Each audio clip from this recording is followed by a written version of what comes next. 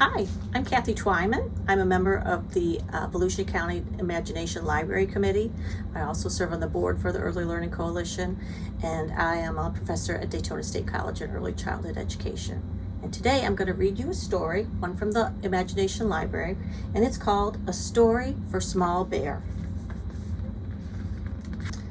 When a late autumn wind swirled into their den after their noontime nap, Small Bear shivered. "Brrr, I smell frost in the air," Mama said.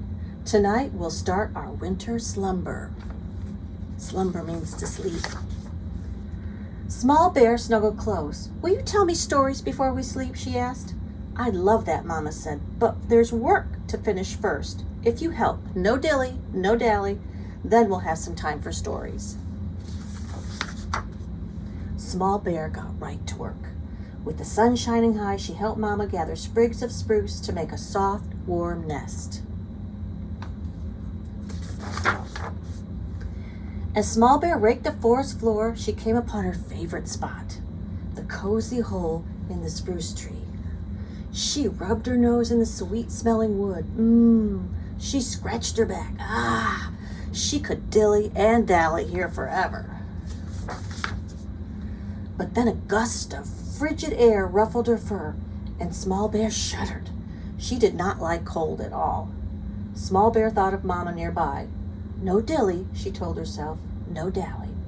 Wind was biting, winter knocking, and she had to save time for stories. "Goodbye, hole," said Small Bear, and she carried the sprigs back to line her winter bed. As the sun drifted slowly across the sky, Small Bear and Mama lumbered to the river to bathe.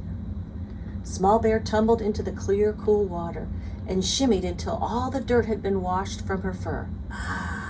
She splashed and splished. No dilly. She knew that's what Mama would say. Still she rolled and wiggled and played some more. No dally, Small Bear thought, but it was so hard to leave. What could she do? Wind was biting, winter knocking, and she had to save time for stories. Finally, firmly, Small Bear waded to the shore. "Goodbye, river," she said, and shook herself dry. "Mama," Small Bear called. "Where are you, Mama?" At last, Small Bear saw her and ran to meet her by the berry grove. Late day sunshine warmed them as they munched on berries juicy and red.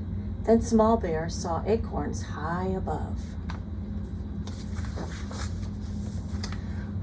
Up she climbed, one branch to another, and ate acorn after acorn. She looked out from the branches. She could climb forever.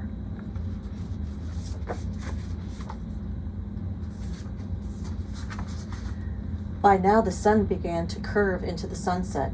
No dilly, Small Bear reminded herself. Still she reached for a particularly plump acorn. No dally, Small Bear said. But how could she leave? The forest was full of food and adventure.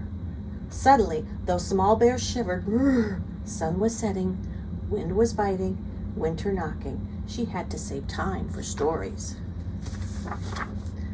Small Bear knew what to do. "Goodbye, trees," she said, and down she scrambled. "Mama," she called. She scampered between bushes, scurried over rocks. "Mama, Mama!" Finally, Small Bear saw her, lumbering near the mulberry trees. "Here I am, Mama," she said. And together they started down the path toward home.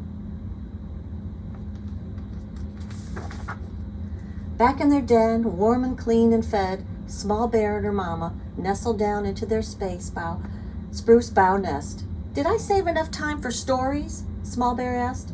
"You did," Mama answered, and pulled her close. In a deep, rumbling voice, Mama began. "Once there lived a small bear who loved to play." Her Mama watched as she scratched in her cozy hole. No dilly, no splashed in the clear, cool stream, no dally, and adventured in the tall, tall trees. Would she save time for stories? Small Bear listened, content, because she knew how this story would end. And as the first snowflakes of winter floated down outside, she drifted off to sleep. They're hibernating.